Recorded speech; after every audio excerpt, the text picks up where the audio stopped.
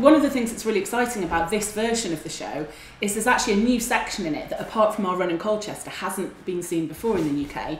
And we discovered it by a really strange coincidence. We wanted to get a feel for sort of German history and the sort of German culture, and we also wanted to get a German copy of the play. So we went to the Berliner Ensemble Theatre.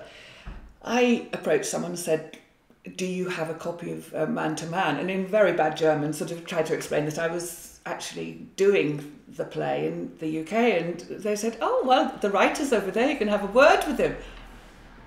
So it was just like extraordinary. And in fact, Tilly wasn't with me, so I was texting Amanda, get here, the writer's here. And we had a whole conversation with the writer and his dramaturg, and we talked about doing it in the UK. And then he said, "Are you doing the new bit?"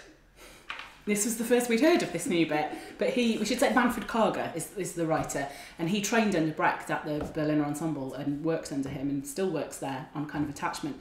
But because the story tracks this kind of whole sweeping period of German history, at the time when it was produced in the UK last with Tilda Swinton, the Berlin Wall was still up.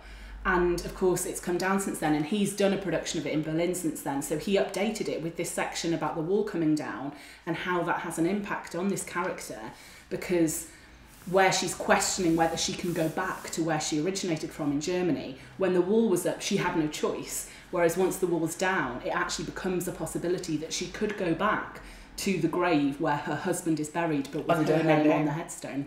So it's a small section that's new, but it has quite a big impact on the end.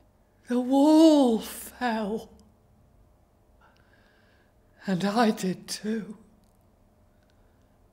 out of the clouds.